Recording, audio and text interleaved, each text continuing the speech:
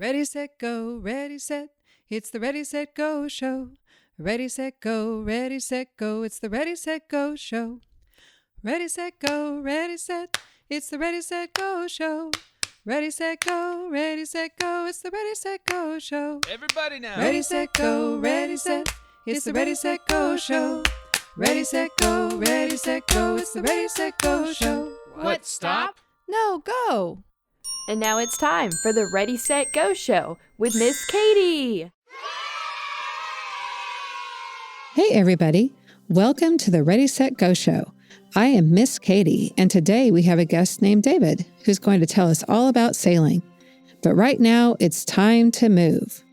For the movement activity today, we're going to pretend to be moved by the wind. So start off like you're moving with a little breeze, moving just a little bit, swaying back and forth. Move your arms and hands a little bit too. Make slow movements with your shoulders and knees. The breeze moves your head and feet back and forth. Now the wind is picking up, so you can move your body even more. I see a big puff of wind called a squall coming. It makes your body spin all the way around. Now the wind is beginning to blow really hard. How does that make your body move? Imagine you can see all kinds of leaves. Red, orange, and yellow leaves swirling around high in the sky. The wind feels strong and wild. Move like you're one of the leaves dancing in the wild wind. Which color leaf are you? Now the wind is calming down again. Feel your body relaxing and swaying back and forth ever so slightly. Like the leaves all around you, settle back into a comfortable spot on the ground. Today, my friends David and Peaches are going to help with a story called Geronimo Giraffe in the Alphabet Animal Book. But first, the story song.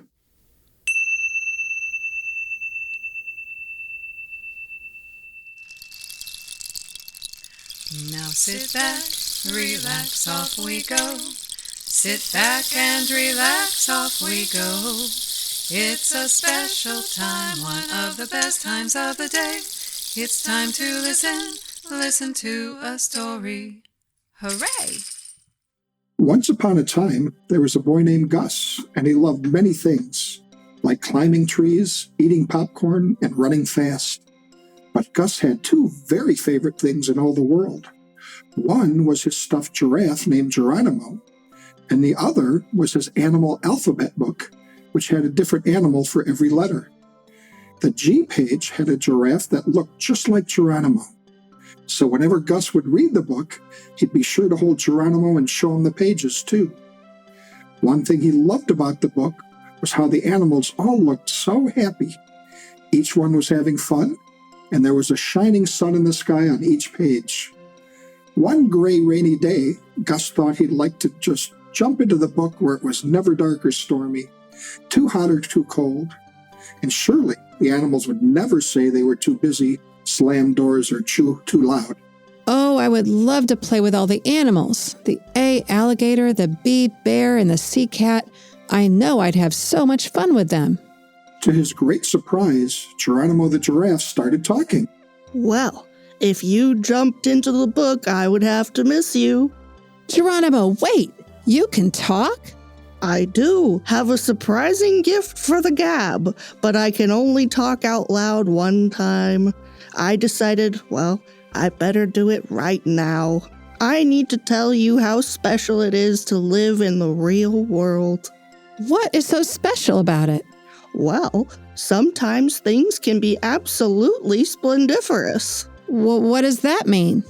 It means you can be so happy or excited, like when you think you're headed for the post office and you end up at the zoo instead.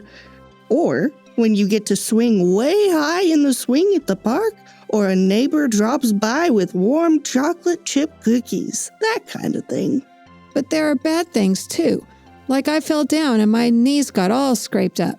Look, I have 3 Band-Aids right now, and I got a cold and ran through 2 boxes of tissues yesterday. Ah, yes. In the real world, some things are stupidly stupid, and others are truly ridiculous. Other stuff is most definitely maddening, or so saddening. A whole bunch of things are awkwardly awkward. The funny thing is, People can't even agree on what is what. Is it stupidly stupid or splendiferous? And then people go on and on about that. That's exactly why I want to jump into the alphabet animal book. You know how it is. The animals are all having fun and the sun is always shining. Well, one thing that is very important to remember is there are other kinds of light besides the sun. Really? Oh, yes. And some of them can only be seen when it is the darkest dark all around. Take stars, for instance. Imagine a world without stars. And then there's the moon, of course. It's got to be dark to see fireworks too. Exactly. Those are bang pop loud, but they light up the sky with sparkly beauty, just like silent fireflies on a summer night. And you know what? You are a light too. How am I a light? Well, when you smile, it makes other people smile. When you laugh, it makes other people laugh. And when you give hugs, it makes people light up from the inside out. I've seen people with frowns or grumpy faces turn their frowns right upside down when they see you. If you jumped into the animal alphabet book, well, none of that would ever happen.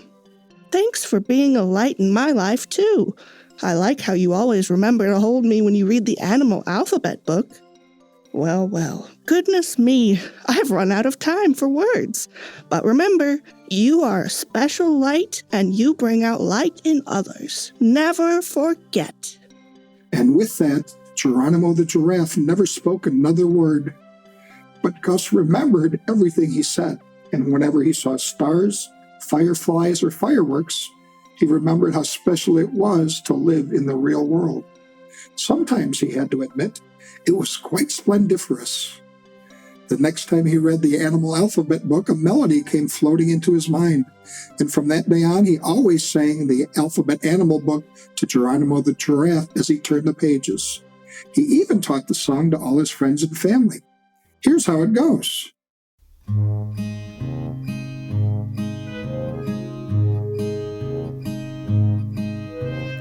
Alphabet animals, I know one for every letter.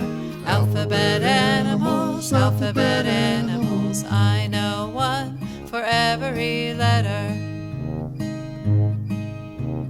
Alligator, bear, cat and dog, elephant, fox, giraffe, hare, iguana, jaguar, kangaroo, lemur, and monkey, nightingale, octopus, panda, quail, raccoon, sloth, and turtle, urchin, vulture, worm, X-ray fish, yak, and finally zebra.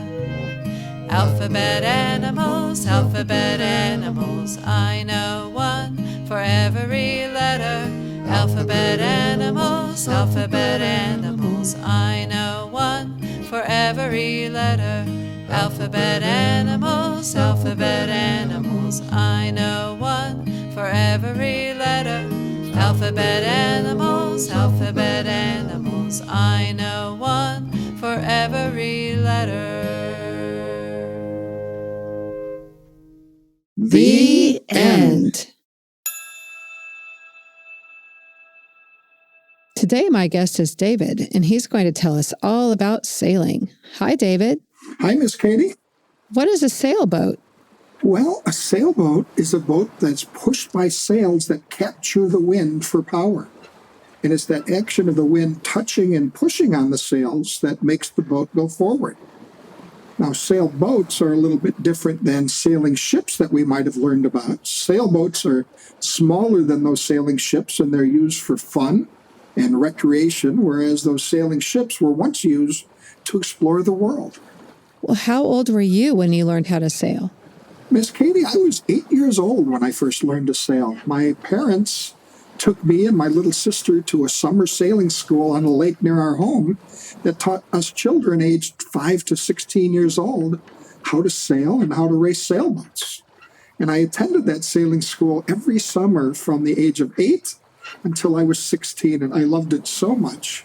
I was really sad when summers ended. Oh, I bet. Well, do you have any fun stories you can share about sailing? I do, Miss Katie. us kids loved sailing even when we weren't in sailing school. And I can remember many days sailing from my house over to my friend Rick's house where he'd be waiting in his sailboat. And we'd together sail out onto the lake, chase each other around in our respective boats. We'd sail circles around each other, and we'd play a game called sponge tag, where we would take a sponge and soak it in the lake and throw it at the other person of the boat to tag them so that then they were it. And the person who was it then would chase after the other one and try to tag them. And sometimes on those warm, sunny days, we'd do that all afternoon. That sounds like so much fun. So what do you think is special about sailing? There are several things that are very special about sailing because it's a special time. When one's in a sailboat, you feel the wind in your hair and on your face and on your neck and arms and legs. And you hear the waves lapping on the bottom and the side of the boat. And you smell that very fresh scent of the lake. And you see the sunshine reflecting off the waves like a million tiny twinkling little stars. You hear that rush of the wind in your ears, and you feel the wind pushing against the sail and the pressure of that moving the boat forward. You also feel a sense of excitement that you're helping to create this movement of you in the boat, while at the same time there's a sense of calm and peace because we're connecting with nature, just you, your boat, and the wind. It's a very special time indeed. Oh, it makes me want to go sailing right now. So I know you've done a lot of sailboat racing. Can you tell us what a sailboat race is like? Absolutely. A sailboat race involves all those things that I talked about, all the senses, the wind, reflection of the waves, but there's more to that because boats are racing against each other and other people are sailing those boats.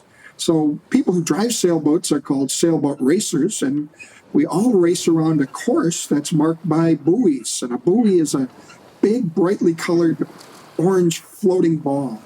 And sailboat racers steer their boats around these buoys in a big loop, which is much like a race car driver driving around a track. And the sailboat racers navigate the course for a specific number of laps to complete the race. And that takes some skill, and it takes you thinking ahead to navigate, sometimes by zigzagging back and forth into the wind, and sometimes sailing directly with the wind. And the goal, of course, is to sail faster than any other racer that you're racing against and to finish first. And if you're able to do that, you win the race. And of course, winning can be a lot of fun, but there's more to it because a lot of the fun comes from being able to steer your boat around the course and that accomplishment to be proud of for getting your boat around that course. Well, thank you so much for sharing your love of sailing with us today, David. Thanks for allowing me to do so, Miss Katie. Now it's time to make the world a better place. I am smart, I am kind, I am good. I'm creative and I'm strong, so I should know my words make a difference and my actions too. I'll make the world a better place, that's what I'm going to do.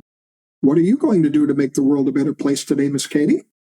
I'm going to write a thank you note to my niece and nephew because they helped me out with a special project and did a great job on it.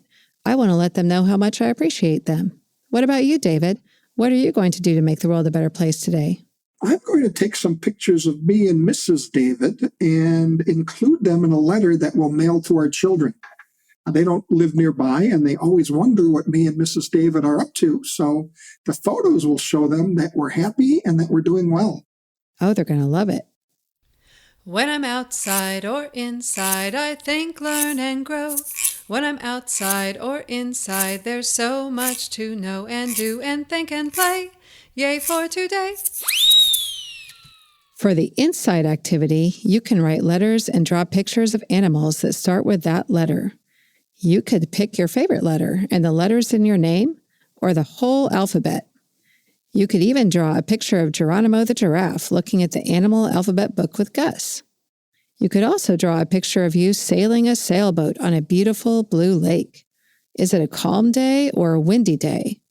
When it's windy, there are lots of waves with white caps. That's a little sliver on top of each wave that looks white. You could also draw a picture of lots of sailboats racing from one buoy to the next. For the outside activity, how about dancing with the wind? If the wind's just right, maybe you could go fly a kite. Or even if you know someone who has a boat, maybe you could go with them out on the water. Do you know anyone with a sailboat or a canoe or a motorboat? It's fun to watch the waves when you're on a boat. You can even feel them rocking the boat back and forth if they're big enough. Well, thank you so much for joining us on the Ready, Set, Go show. I hope you have a very splendiferous day. Thank you for being here. Thank you for being you. Thank you for doing all the things that you do. Until the next time, hope you have a lot of fun. Remember to be kind to everyone. Bye-bye. The Ready, Set, Go show is part of the Possibilities podcast platform.